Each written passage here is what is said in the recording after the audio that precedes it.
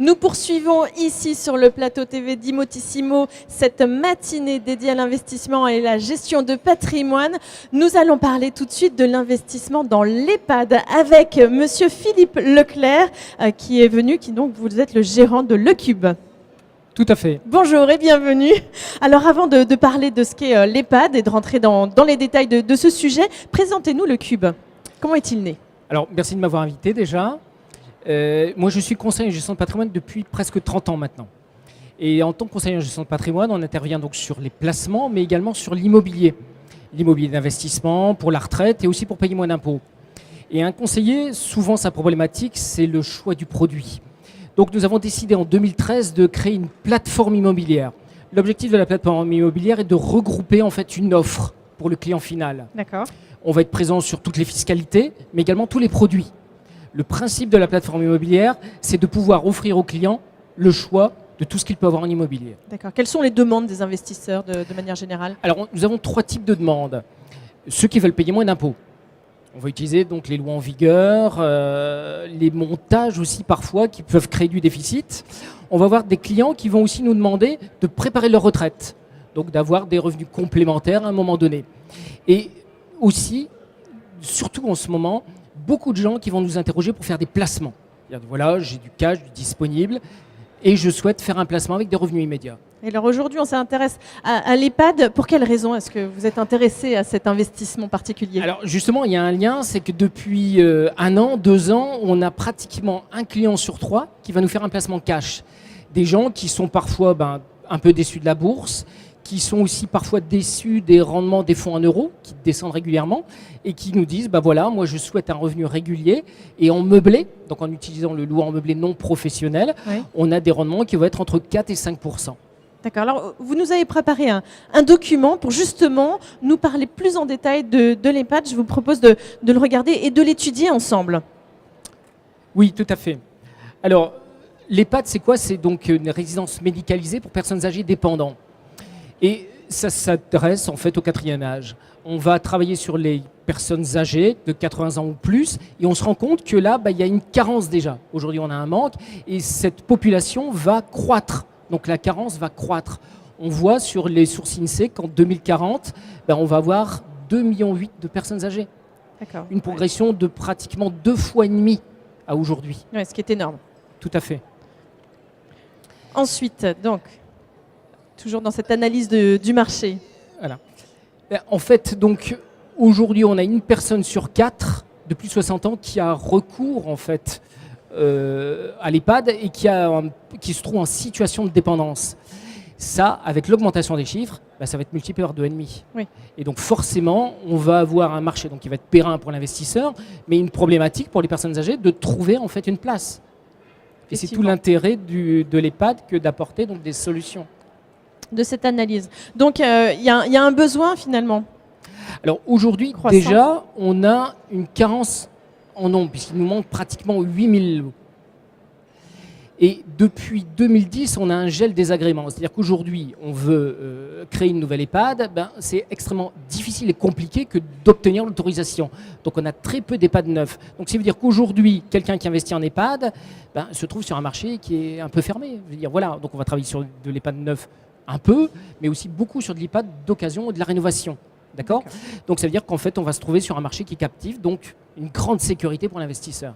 D'accord, effectivement, c'est beaucoup quand même. 7 à 8 000 lits qui manquent aujourd'hui. C'est énorme. Et ça va donc de fait se multiplier. Donc en conséquence. Pour résumer, on est sûr d'avoir une résidence qui va être toujours remplie. Oui.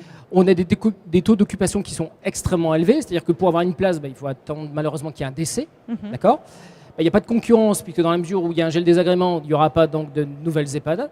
Donc on a une pérennité de fonctionnement, une pérennité de revenus, une pérennité d'exploitation. D'accord. Alors à qui s'adresse justement l'EHPAD, l'investissement dans l'EHPAD ? À quel public ? Alors on va avoir donc 3 types de demandes. On peut avoir donc les personnes qui veulent payer moins d'impôts. Et donc on va avoir également les personnes qui veulent un revenu. Alors pour le revenu, c'est des gens qui sont faiblement fiscalisés, vont opter pour le statut loueur en meublé non professionnel. D'accord. Voilà. Alors, je pourrais le développer, mais rapidement en quelques phrases. On va avoir un déficit du montant de l'investissement. Je fais simple, vous avez 100 000 euros, imaginons qu'on fasse l'investissement cash, 100 000 euros en cash, ça fait 100 000 euros de déficit.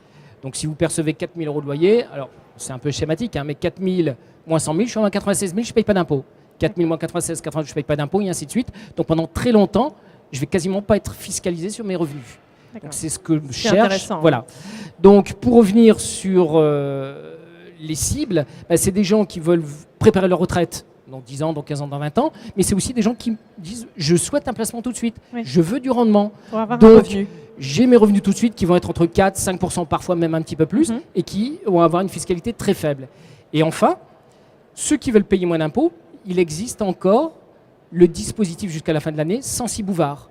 D'accord, qui représente quoi? Alors, vous investissez et vous allez pouvoir défiscaliser 11% du montant hors taxe de l'investissement de vos impôts. D'accord, oui. D'accord. Ça paraît très sur technique, 9 ans. hein. Voilà. Et est-ce qu'on peut comparer justement cet investissement dans les EHPAD avec les résidences étudiants ou encore les résidences seniors médicalisées? Alors oui, effectivement, si on compare le même type d'investissement, c'est-à-dire en louant en meublé non professionnel, on peut aussi bien s'adresser à de l'étudiant, du senior ou les EHPAD. La différence, c'est qu'effectivement, sur les autres résidences, on va avoir une concurrence importante. C'est-à-dire qu'on peut avoir une résidence service senior qui se construit juste à côté de celle qui existe déjà. Mais en EHPAD, ce n'est pas possible. Oui. D'accord ? C'est un marché qui a, par le numerus clausus, qui va être donc fermé. On a un tableau d'ailleurs que vous nous avez préparé qui doit être juste vous allez ici. Le voir. Voilà, voilà. Comme ça, on peut mieux donc, marché concurrentiel, vous voyez qu'effectivement, il n'y a quasiment pas de concurrence. Oui. Taux de remplissage, l'occupation, là, on est tout le temps plein. Voilà, 96%. Les rendements, les rendements sont élevés.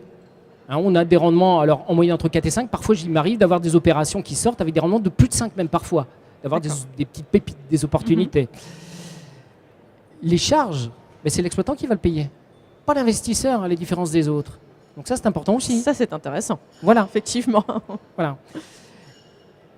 L'usure, c'est vrai que, comme pour le senior, les personnes âgées, ce ne sont pas des gens qui abîment. Donc voilà, le bien est conservé et en bon état. Voilà, pas de souci. Jusque-là, c'est un bon investissement. Voilà. Quels sont les avantages, plus concrètement, si on rentre dans les détails de l'investissement de l'EHPAD? Ce qui est important aussi, c'est de savoir qu'en termes de revente, c'est un produit qui se revend extrêmement facilement. D'ailleurs, déjà, on pratique la revente, puisqu'il y a quasiment plus de neuf.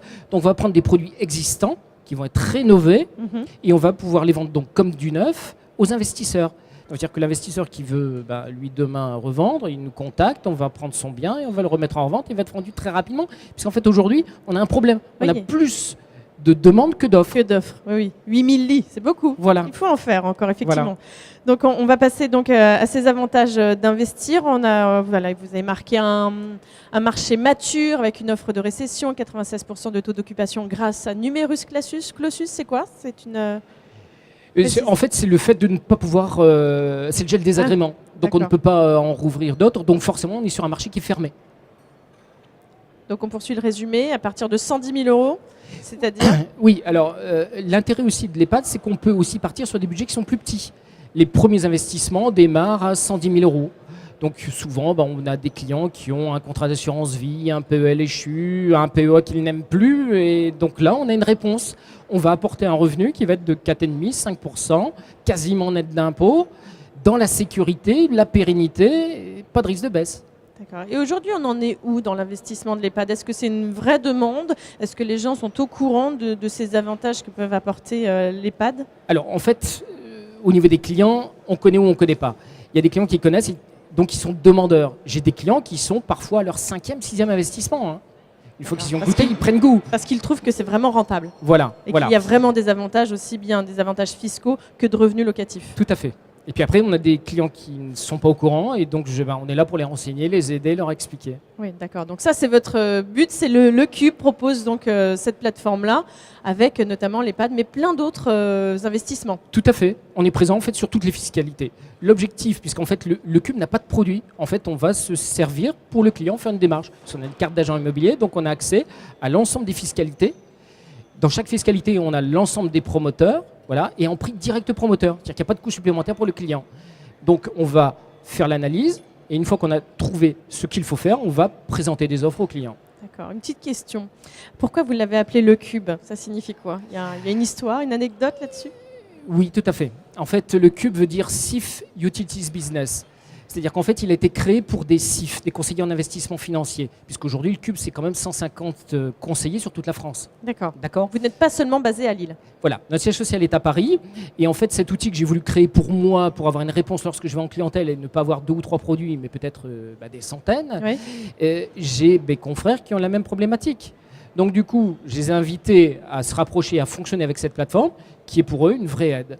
Donc si on a envie de faire appel à vos services, de quelle manière est-ce qu'on prend contact avec vous ? Alors déjà sur le salon, il suffit de venir au stand H20. J'accueille bien volontiers les gens. On peut nous rencontrer moi-même sur Lille, puisque je suis souvent sur Lille. Et bien évidemment, on peut passer par notre site internet. Donc www.e-cub.com. Et à partir de là, il y a un formulaire contact, on peut me contacter sans souci. Études gratuites et sans engagement. Absolument. Merci pour toutes ces précisions et merci à tous les experts d'être venus nous guider sur l'investissement et sur la gestion de patrimoine. À très bientôt. Merci.